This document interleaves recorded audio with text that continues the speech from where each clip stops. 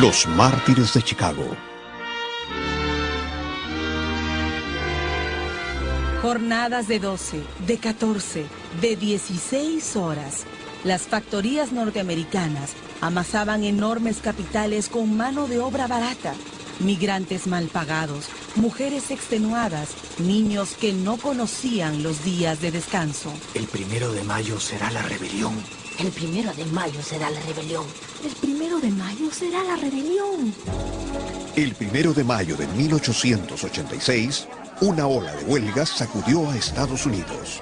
5.000 empresas quedaron paralizadas. En Chicago las fábricas cerraron, los muelles se clausuraron y los obreros en ropa de domingo llenaron la avenida Michigan. 8 horas de trabajo. 8 horas para trabajar, 8 para descansar y 8 horas para hacer lo que nos dé la gana.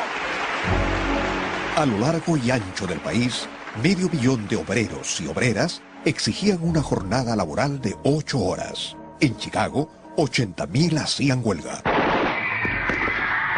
En la fábrica McCormick hubo un enfrentamiento. La policía disparó sobre la multitud. 6 trabajadores perdieron la vida y los heridos se contaron por decenas. Ante la masacre, los dirigentes sindicales convocaron a una nueva manifestación el 4 de mayo en la Plaza Haymarket. Era el atardecer de un día lluvioso. Sobre un vagón y frente a miles de trabajadores, habló Augusto Spies, periodista alemán. Habló Albert Parsons, obrero norteamericano. Hablaron los líderes anarquistas. De repente, policías fuertemente armados llegaron a la Plaza Haymarket. Un capitán ordenó dispersarse a los manifestantes. Le respondieron que el mitin era legal y pacífico. Entonces, ocurrió. Una bomba cortó el aire y explotó entre las filas de los uniformados. Un policía cayó muerto y varios quedaron heridos. De inmediato, los guardias abrieron fuego cerrado sobre la multitud que huyó despavorida, quedando atrás 38 muertos y más de 200 heridos. Los dirigentes fueron apresados. La policía destruyó imprentas, allanó domicilios y detuvo a centenares de huelguistas. Chicago fue declarada en estado de sitio. Los periódicos pedían la cabeza de los subversivos. El Chicago Tribune editorializaba: para estos vagos harapientos, la mejor comida es una carga de plomo en el estómago. Imagínense ustedes lo que significa eso. Bienvenidos a la historia viva de Venezuela por Coquibacoa Televisión. Hoy el programa especial el Día Internacional del Trabajador con el doctor José Huerta, ex embajador de Venezuela en Paraguay, ex director del Instituto Nacional Agrario en el capítulo Zulia, amplia experiencia en el campo sindical, uno de los cofundadores del Movimiento Izquierda Revolucionario MIR en los 60-70. Bienvenido, José. Gracias, William. Fuerte el video, ¿no? Bueno, lo que pasó. Eso es lo que se llama pasar del nivel de conciencia en sí al nivel de conciencia para sí. Sí, claro, tú y yo tenemos, a través de los años, hemos logrado este nivel de conciencia para sí. Es decir, tú y yo estamos comprometidos con un proyecto de vida, con un proyecto de país. Pero es tan importante, yo diría tan indispensable, que este video que acabamos de ver lo vea el común y corriente de los venezolanos y las venezolanas. Que lo vean y reflexionen sobre ello. Y en esta primera parte me gustaría comentarte de cómo se llegó allí, porque esto es lo que ocurrió en un determinado momento. Pero esto tiene una serie de antecedentes muy interesantes, William. Final del siglo XIX en Estados Unidos, revueltas populares, sí. 16, 18, 20 horas de trabajo, jornadas casi extenuantes, superexplotación. Así es, y si me permites un poquito más hacia allá, pero más que todo por manejar algunos conceptos. Por ejemplo, la palabra obrero, ¿cómo surge en la historia? ¿En qué momento surge, verdad? Porque eso no siempre fue así. La fuerza de trabajo históricamente siempre ha existido. Los seres humanos, nosotros como seres humanos, esa categoría marxista que se llama fuerza de trabajo. Yo soy una fuerza de trabajo, William es una fuerza de trabajo, ustedes que nos están viendo, todos somos una fuerza de trabajo, intelectual y físicamente. Bueno, pero la historia demuestra de que el obrero la clase obrera, el movimiento obrero sindical, dicho de esta manera, ¿verdad? Obrero, clase obrera y movimiento obrero sindical. Ahí está el pasquín, José. Es un el transcurrir. primer pasquín que movilizó millones de trabajadores en la plaza Haymarket, en Chicago. Sí. Pasquín clandestino. Exacto. Este pasquín fue digamos, el detonante y, repito, ya veníamos atrás con una trayectoria bastante interesante. Bueno, lo importante es que rescatemos esas categorías en el sentido de que han sido causas y consecuencias del desarrollo del capitalismo. Es decir, cuando uno habla de obrero, clase obrera, movimiento obrero sindical, todo eso está empatado dialécticamente, es decir, causas y consecuencias. Hay obreros porque hay asalariados, hay clase obrera porque hay una multitud, ya hay una masa, todo un pueblo en determinado territorio que vende su fuerza de trabajo. ¿Cómo eran las condiciones, José Huerta, en ese momento? 1846, final del siglo XIX, en los Estados Unidos y en Europa. Bueno, que dio al traste con todo esto. Sí, una de las principales características, y aquí está la bandera de lucha, era el tiempo de la jornada de trabajo, el tiempo. Trabajan hasta los domingos. Sí, aparte de las condiciones, digamos, lo que hoy llamamos la ley de salud ocupacional, que las tenemos hoy, que tiene que ver con el espacio, con las condiciones de trabajo. Pero no había nada, tiempo, no había nada de eso. No había sindicatos, no había salud ocupacional. Absolutamente nada. Y entonces esa condición del tiempo, el mismo obrero fue reflexionando en el sentido de que lo que es el día y lo que es la noche. Y por eso surge esa consigna de 8 horas para trabajar, 8 horas para dormir y 8 horas para la casa, ¿no? Que ahí y trabajaban los niños, se explotaban los niños. Los niños, las mujeres. Y esa dirigencia que tuvo al frente fueron ahorcados. Les achacaron la violencia de las calles, los muertos. Sí, ya regresamos en Tu Historia Viva con José Huerta.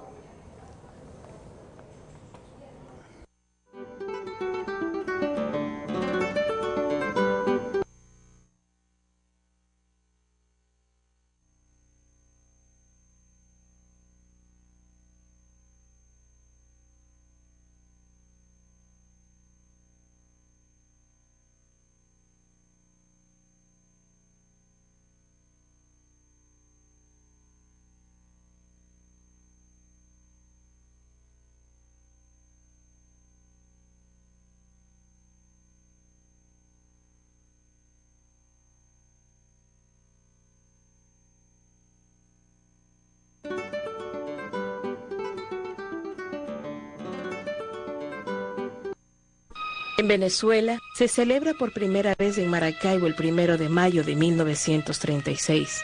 En 1945, el general Medina Angarita, presidente de Venezuela, establece por decreto el 1 de mayo como el Día del Trabajador, trasladando su celebración del 24 de julio, fijada por López Contreras. El 1 de mayo, decretado Día del Trabajador, se declara feriado y de remuneración obligatoria para los trabajadores en general. Para ese momento, la gran mayoría de los trabajadores venezolanos pertenecían a sindicatos que a su vez estaban agrupados en organizaciones sindicales como la CTB, la CUTB, CODESA, la CGT, entre otros. Los sucesos de Chicago, José Huerta. ¿Cómo golpeó a los Estados Unidos en su conjunto, a Europa, mira, y a la América Latina y a Venezuela? Sí, como son muchos los antecedentes, es bueno que los que nos están viendo y escuchando sepan de que antes del 1 de mayo hubo muchas huelgas en los Estados Unidos, hubo muchos conflictos, y ya incluso se había llegado a un nivel organizativo bastante interesante porque existía ya la Federación de Gremios y Sindicatos de Estados Unidos y Canadá. O sea que ya había todo un antecedente interesantísimo. Por ejemplo, en el año 1877, que de todo lo que hemos investigado, de lo que me llamó más la atención, 1877, los Estados Unidos se paralizan de costa a costa. Huelga nacional. Huelga nacional, en este caso fue de ferroviario. Se paraliza la producción, el comercio, el transporte, la prensa. Todo. Y fíjate, la Huelga Nacional de Ferroviario, que es el principal transporte que atraviesa el país de norte a sur y de este a oeste, y logran paralizarlo.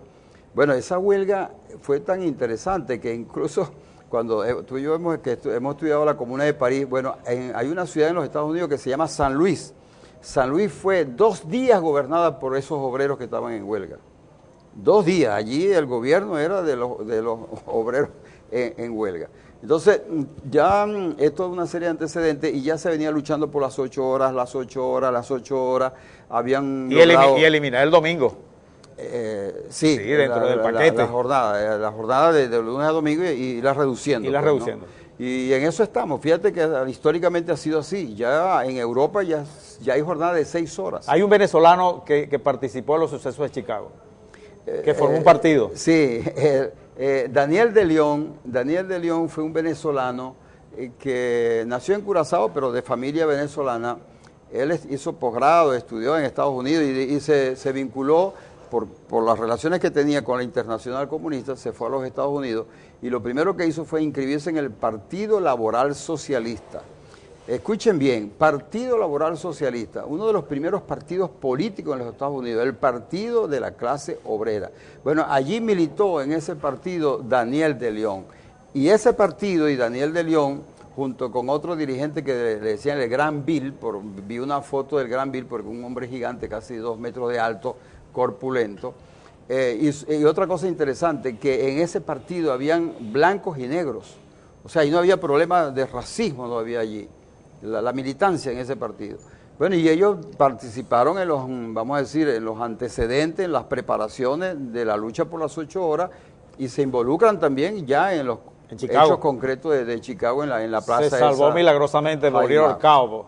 Sí, así es. Él era muy intelectual, incluso él deja unos aportes muy interesantes que Lenin en vida, escuchó referencias de él, ¿no?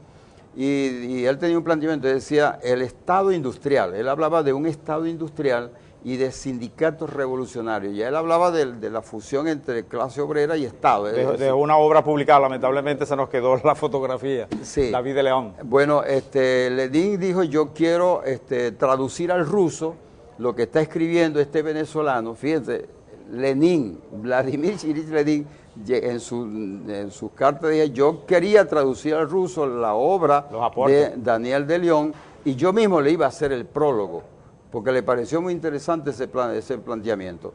Bueno, Daniel de León además fue un opositor férreo, un opositor firme contra las primeras desviaciones del sindicalismo en Estados Unidos, en este caso el sindicalismo reformista. Ahí están los líderes en pantalla, los que mataron.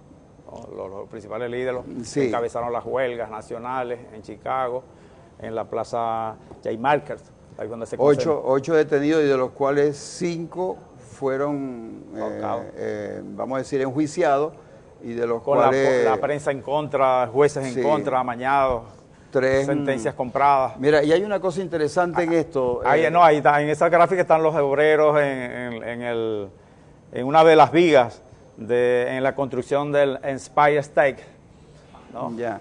Mira, el gigante de la construcción. En la foto anterior que vimos anteriormente, lo interesante de esto es que ahí habían alemanes, ingleses, norteamericanos.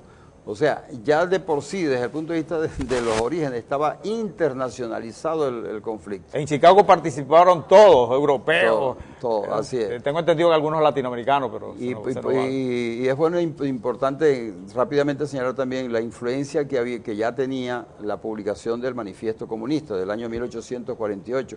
Esta huelga fue en 1886.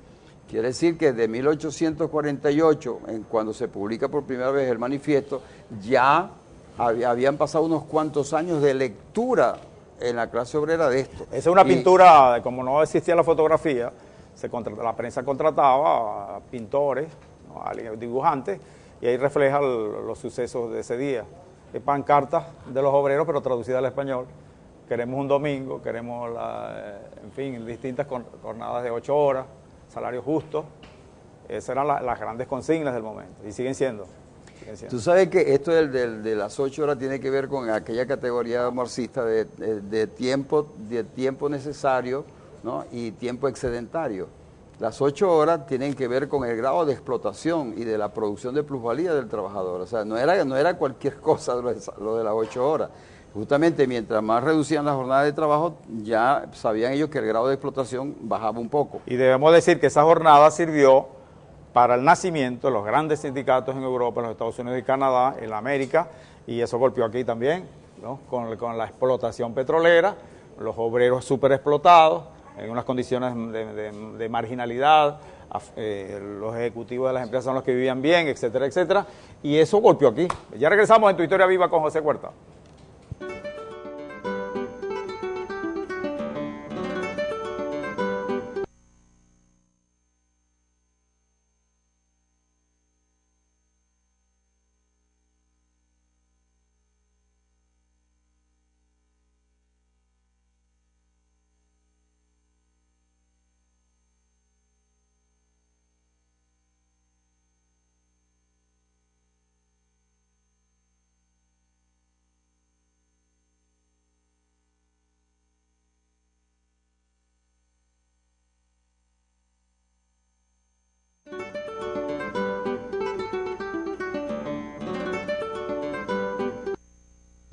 La siniestra Ley Orgánica del Trabajo fue concebida y puesta en marcha por los anteriores gobiernos neoliberales, los gobiernos de la Cuarta República, en defensa de los intereses del imperialismo, las transnacionales y los patronos privados.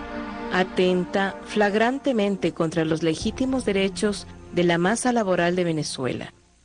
El doctor Rafael Caldera presidió la comisión bicameral que elaboró el proyecto de la anterior y retrógrada Ley Orgánica del Trabajo, promulgada el 20 de diciembre de 1990, no bastando con eso, durante su segunda presidencia de la República, en 1997, ordenó la creación de una comisión tripartita entre Fedecámaras, la CTV y el gobierno, retomando su propia Ley Orgánica del Trabajo para así poder cambiar el régimen de prestaciones sociales en contra de los intereses de la masa trabajadora. En algunas naciones, la celebración oficial del 1 de mayo sirve como termómetro para medir la relación entre las organizaciones laborales y del gobierno. Es el gran termómetro para medir las relaciones laborales con los gobiernos de turno. Fíjate que sigue estando presente en esta lucha de intereses tremenda, es el grado de explotación. Lo que pasa es que no se dice como con esa frase, grado de explotación. Cuando se cercenan las prestaciones sociales, cuando la forma de calcular las prestaciones sociales de un trabajador se hace de una manera o de otra, es simplemente tiene que ver con el grado de explotación. Y esto ha costado mucho sangre, sudor y lágrimas, como se dice en la historia de la clase obrera, ¿no? Pero tú conociste a Taborda, los grandes dirigentes, ya a finales, a la última parte de su vida, Taborda, los grandes dirigentes petroleros, en el año 36, la gran huelga nacional, que dio paso a la formación de los sindicatos. Tuve dos grandes maestros dentro del Partido Comunista, que fueron Manuel Taborda y José Martínez Pozo. Ambos fueron dirigentes sindicales, incluso vinculados a la huelga. José Martínez Pozo muy vinculado a la huelga del 36, a la primera huelga petrolera en Venezuela, una huelga sumamente interesante también. Lo importante, y quiero insistir en esto reiteradamente, William, que los venezolanos y los venezolanos entendamos que esta lucha de los trabajadores, esta lucha de la clase obrera, no es sino el signo que marca la historia de luchar contra la injusticia más grande que puede haber, que es la explotación del trabajo. Esa explotación del trabajo viene siendo la irreverencia de los trabajadores, luchando permanentemente de oponerse y oponerse a grado de injusticia. Y tiene sus momentos, es decir, su sube y baja, ¿verdad? Y por eso ahora, cuando Caldera intenta hacer eso, y lo intenta y lo logra, evidentemente que creó un sentimiento muy fuerte, que luego tiene su momento de explosión. Ahora, los logros del 36, con la huelga petrolera del Zulia para el país, ¿no? En resumen, los logros, que dio paso a muchas cosas. Bueno, lo más importante, lo más trascendente fue lograr demostrar que la unidad de la clase obrera vence. Y lo otro fueron reivindicaciones como, por ejemplo, disfrutar del agua, del agua fría, pues, pasar del agua normal que la tenían a exigir, bueno, nosotros queremos tomar agua fría, y lo de agua fría no era nada casual, era simplemente por el clima en la zona petrolera, en esa zona prácticamente a nivel del lago de Pedía que los Maracay. atendieran en la salud, Dios mío santo, que los atendieran en viviendas, que vivían en barrios hacinados, ¿no? Todavía con incluso, enfermedades, etcétera. Todavía de esos barrios hay algunas expresiones que se conservan allí. Pedían escuelas, pedían atención pública, pedían dispensarios. Un bolívar les aumentaron. Un bolívar, el aumento de un bolívar, sí. Y habían reivindicaciones de carácter, digamos, como, te digo, trascendente y como subjetiva, que era el respeto. El respeto también lo exigían ellos. El maltrato, porque es que el norteamericano maltrataba, con frases en inglés, maltrataban al venezolano. Pero después Taborda, Balmores Rodríguez lograron, digamos, levantar los sindicatos. Ellos fueron promotores del movimiento sindical de Venezuela, que ya tiene sus antecedentes también históricos de décadas atrás y años atrás y siglos atrás. Pero cuando ya la industria petrolera se hace presente es cuando la clase obrera venezolana, organizada como clase obrera petrolera, llega a tener un nivel muy importante porque es el grueso de la economía.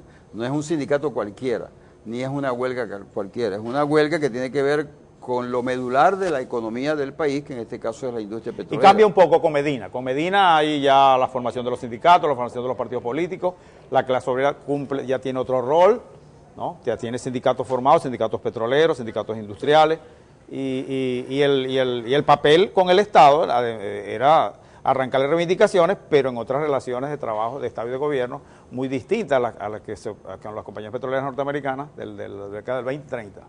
Medina da un paso inmenso, muy importante, pero fíjate este detalle. En los Estados Unidos y en Canadá, el 1 de mayo no se celebra como Día del Trabajador. Ellos trasladaron eso a otra fecha, en septiembre, en Canadá y en los Estados Unidos, porque querían borrar históricamente querían borrar el 1 de mayo. Y López Contreras, en el ahí los tenéis en pantalla. En el que tú pasaste, López Contreras, la celebración del no, cuando López Contreras, la celebración del Día del Trabajador, 24 de junio. Era en junio, julio. 24 de junio. Luego, Medina se convence porque es el Partido Comunista de Venezuela que le da las razones por las cuales debe ser el 1 de mayo. Y Medina lo institucionaliza, el 1 de mayo. Por eso que esa decisión no es cualquier cosa, es un reconocimiento a las luchas internacionales de la clase obrera, porque hablar del 1 de mayo es hablar del 1 de mayo del año 1886, que significa esta reivindicación por la cual se planteaba que eran las 8 horas. Es lo más, el punto neurálgico de la clase obrera mundial. Y además porque es un día internacional mundial. Y esto tiene que ver con aquella frase de proletarios del mundo unido. Es decir, hoy por hoy, incluso hoy... Esa frase no es gratuita. No es gratuita. Proletarios del mundo unido. Y por las reivindicaciones justas. Y esa frase, William, hoy es más vigente que nunca. Si hoy tuviéramos a una clase obrera y a todos los trabajadores del mundo unidos, mire, cuidado si estuviéramos a unos pasos importantes de frenar lo que por naturaleza es la conflictividad del capitalismo, porque el capitalismo por su propia naturaleza es conflictiva, no puede estar en paz, tiene que buscar conflictos donde no los haya, los inventa. El capitalismo hoy está en crisis en Europa, 6 millones de desempleados en España, etcétera, y muy pocos los países de la Unión Europea se salvan de la crisis del capitalismo. Hoy se plantea otro tipo de relación laboral y un nuevo sindicato. Ya regresamos en Tuitora Viva con José Huerta.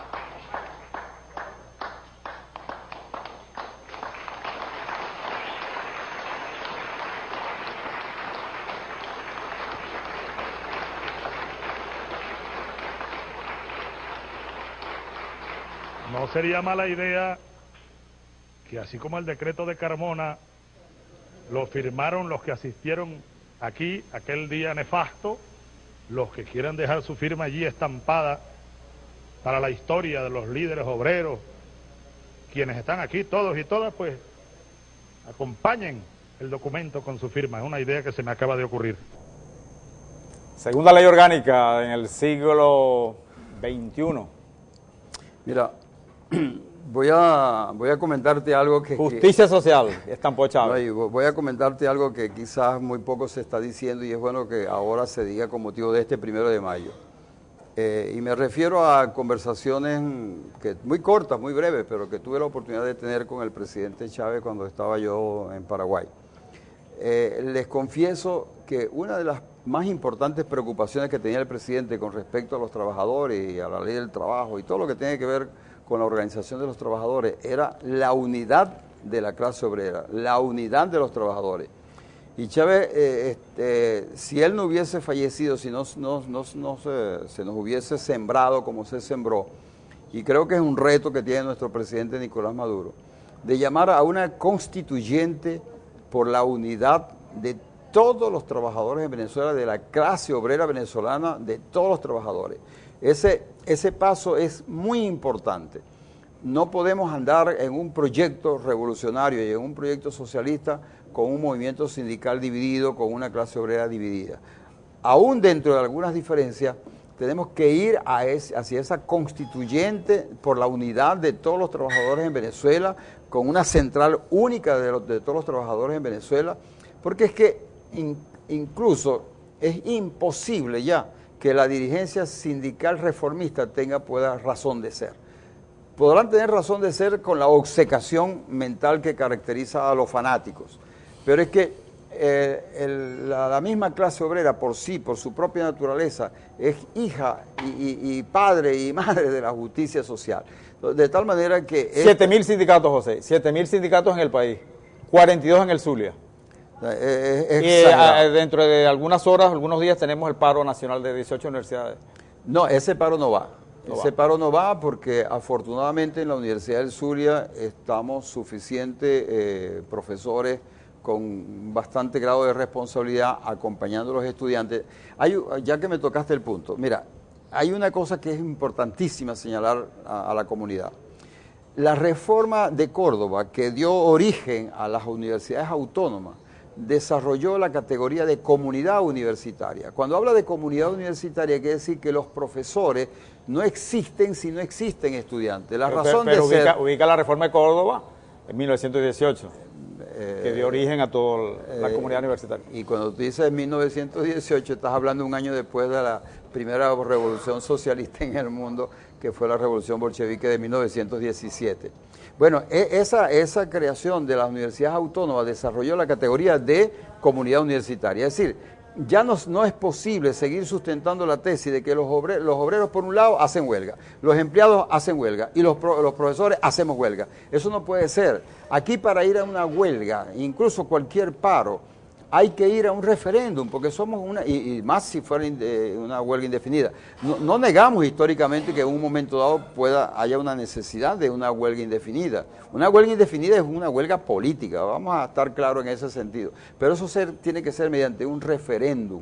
Y hoy en Venezuela hay más de 2 millones, casi está llegando a los 3 millones de estudiantes universitarios. ¿Qué buscaríamos con el referéndum? Logro. Buscar la legitimación de una decisión y evidentemente se la van a negar. En este momento histórico está negado cualquier paro indefinido, más aún cuando se tiene un proyecto ya de contratación colectiva único que incluye obreros, empleados y profesores.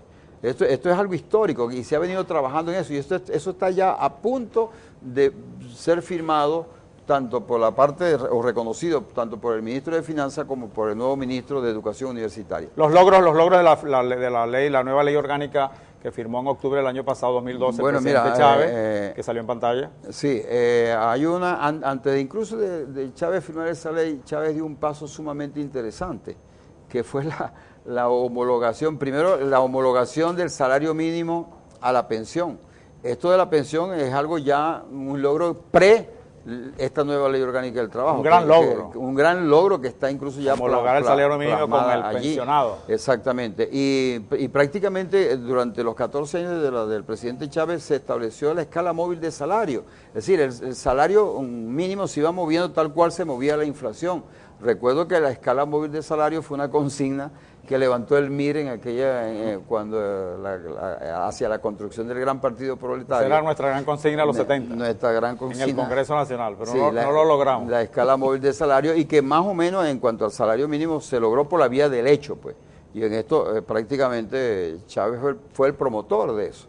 Así que tenemos una ley orgánica del trabajo que debemos estudiar. Pero hay críticas, José, hay críticas. Están criticando el empleador, el patrono, los empresarios las 6 horas, que es escaso, ¿no? Sí, y la inamovilidad laboral, hay críticas. Hay críticas, y nosotros, en el caso nuestro, la Comisión Sindical Nacional del Partido Comunista está claro de que esa ley que tenemos, que firmó el presidente Chávez, tenemos que hacer una revisión, porque hay cosas que afectan tanto a los trabajadores y hay cosas también que afectan incluso a los inversionistas en este caso. Yo leí las propuestas, los aportes de Oscar Figueras, que trabajó 2 años seguidos trabajando con un equipo sobre el anteproyecto de ley antes de pasársela a Chávez.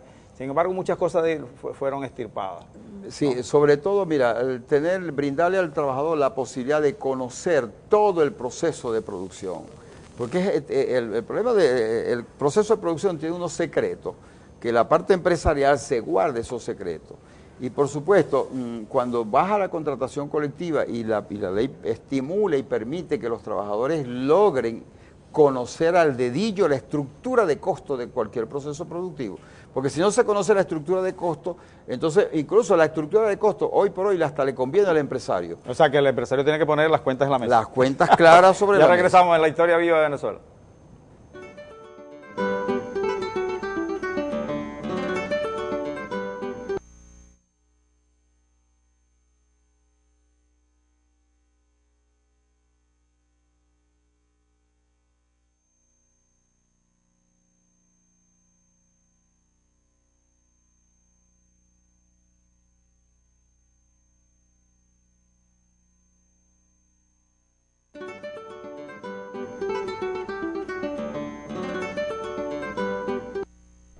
Los avances, José, la nueva ley, comparado con la ley del 90, con el segundo gobierno de Carlos Andrés Pérez, que fue la primera ley orgánica. Bueno, uno de los avances está en eso, que estimula, permite y, vamos a decir, normatiza la posibilidad de que los trabajadores conozcan mejor la estructura de costo de cualquier proceso productivo.